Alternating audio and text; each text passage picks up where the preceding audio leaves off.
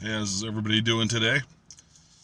Today on this video, I'd like to talk about um, a few different topics, and it's related to your path of spirituality, what you're learning, what you want to choose to maybe take more of and maybe less of as far as the information. Um, like whether it's maybe some stuff is too scientific or maybe some stuff is too esoteric. But I'm going to forward with this. You want to be careful what you're practicing. And that's in relation to what you're learning about spirituality and you're trying different things. Because when you're in the realm or the sphere of quote unquote what would be magic, there's a lot of things you can study and try, right? So when we're using the term magic, we're covering the bases of metaphysics, alchemy, witchcraft, maybe praying to a god that necessarily you might not supposed to. So like that's I'm just I'm giving you a hint on stuff that I'm talking about. Some of the stuff is okay, I feel, in my opinion, and some of the stuff you might be want to be really careful with. So I know people know about channelers. I personally am not into that for myself or even listening to other people that do channel. Because in my mind I feel if I want to extract information from the universe, the cosmos, God, that information can come to me without another being entering my framework and telling you, speaking through me. It's a type of possession, I guess you would call it. Personally would not feel comfortable inviting another entity into my body and talking through me to give out information, and you don't know the agenda of that quote unquote entity or being would be, right? Like it's an invisible force that's coming through you in a consciousness that's kind of invading your body. Now, that's my personal opinion. Some people like channeling, they don't mind channelers or they don't mind channeling themselves. But I feel if I need information from the universe or even to give information to the audience or people, that can come through me without the channeling. That can information can be brought to me, my soul, my spiritual being, so to speak. And and sometimes it's confusing. It's like, okay, but what if we're one? Everyone's one in the universe and the consciousness. We're all together. Yeah, I understand that, but there is. I feel that there's something. Sometimes there could be agendas. Um, so channeling is not something that I care to partake in. I'm not gonna elaborate on that anymore. But it's like once again, it's up to you to choose what you want to go through. Now, then we're talking about witchcraft, right?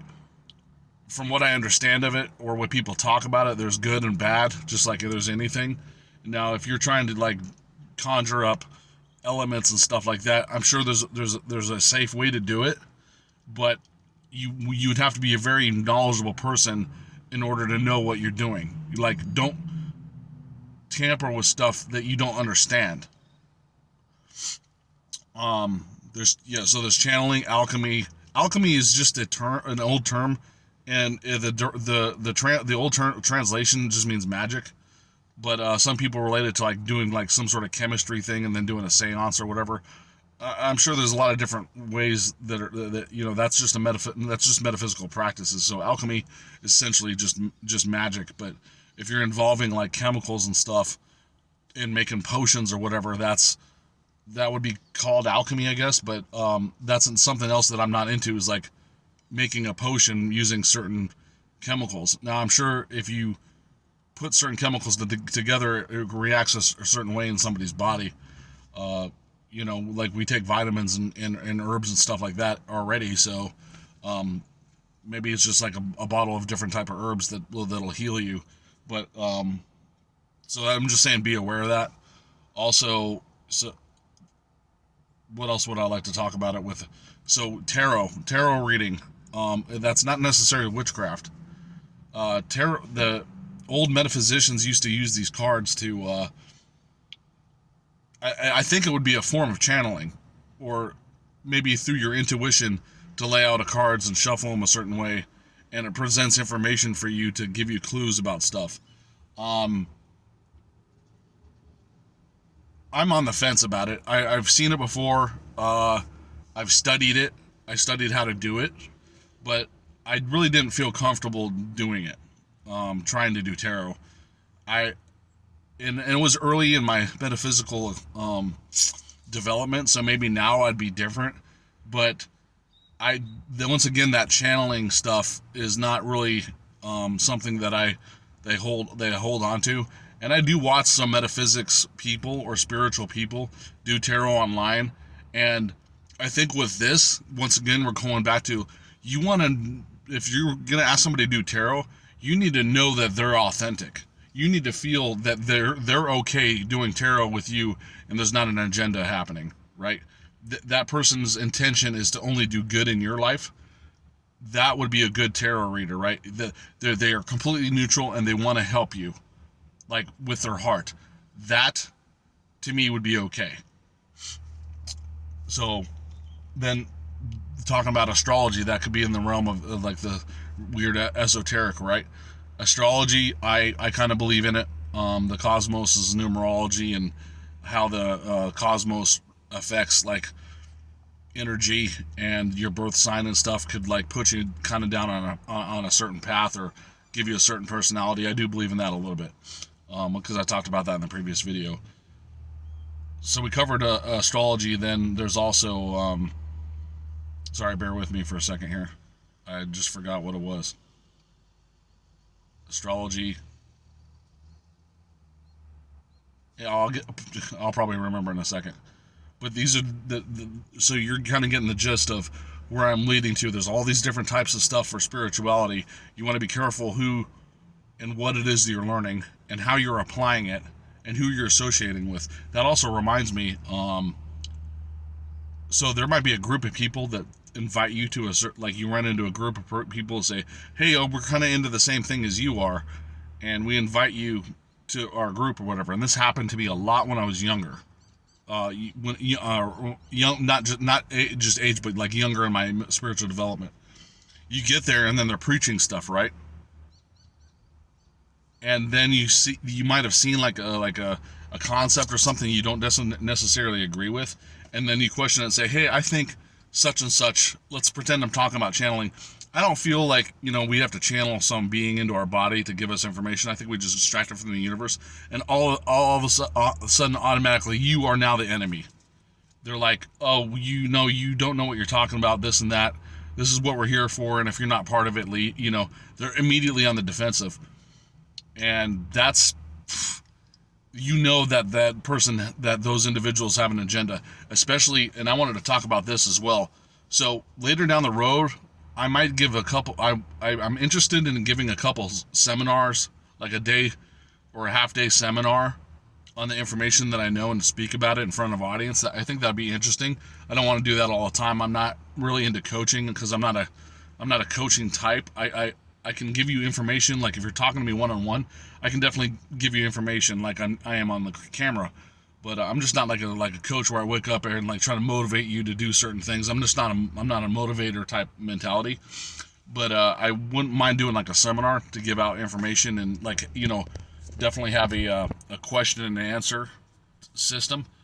But that goes to, okay, so now you're going to do a seminar. How much are these spiritualists or the metaphysics or the motivators, life coaches, charging you to enter? I feel that if they're doing like $100 and less for like one day, I would say that's okay, right? You're paying for the facility, maybe some beverages, maybe some crew to do lighting, or the sound guy to do the sound, and you have like 10 to 100 people show up. That money can cover that, plus some of your expenses, maybe your flight and this and that. What I do not agree with, and this is because I think it comes from a state of greed. And people always use the term value. It's not value because a person with a good heart would not rip the people off that he's trying to like instruct. So if you're going to an event that costs $6,000 for a weekend and it's 2 days, there's something wrong with it. That's what my opinion. That's what I feel. I don't think people should be charging that much. Not very many people out there can spend $6,000 on going to a seminar. Sorry, there was a fly in here. Sorry, just give me 1 second here.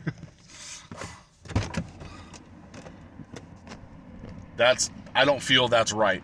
I saying $100, $125 for 1 day, or maybe $200 for 2 days. That seems like a manageable. You're going to make a little bit of profit. You're going to give the crew a little bit of profit. That sounds okay to me. Now, I don't know the entire logistics, as I'm not doing that. But if you had 100 people in your room and they're all paying $200, that to me that sounds like quite a bit of money. Even with travel expenses and stuff, it would easily cover that. So, you got to find the agenda of what these people are doing. If they're inviting you to a group and then you don't necessarily correlate with what they're talking about, and you're kind of like questioning it or whatever, and they get defensive and they're like, you shouldn't be a part of this. If that's the case, any metaphysician, when I talk to people counter question me all the time, and I explain why it is what I know and how I feel about it, and they're on their open journey to like experience and maybe learn this stuff later down the road, or maybe they'll never use it. It's fine. It's fine to disagree about it, because this is your journey to remember who you are. Also, like the facilitators, if they're bringing you a group, and you might be like an emotional person where you're like, you feel the spiritual energy and stuff, and so your emotions start coming out of you, and you start like crying and maybe talking about your problems and stuff like that. That's what it's meant for, because you're trying to release your trauma and your emotional attachment to drama and stuff like that. That's what they're supposed to be facilitating. You say, oh, if you're coming here and you're supposed to be some sort of metaphysical guru or whatever, and then they're like, why you crying to me? You should be no better than this. Like that's not an inviting. That's not an inviting or a facilitating mentality. They should be open. They should let you hear the person's problems, trying to give them advice on how they can move about going forward. That's the kind of people you want to be around, is the one that are understanding and then try to help you, not the ones that are like, oh, you're not part of this or whatever, and you're questioning a lot. You shouldn't be here. That's a big red flag, right? So I don't want to go rant on about that. The topic that I forgot about 4 minutes ago when I was talking, I'll remember it and tell you in another video to just caveat it, or I'll write it in the description or something. But anyways, that's what I wanted to say today. You guys have a wonderful day, and thanks for watching, and I'll see you in the next video.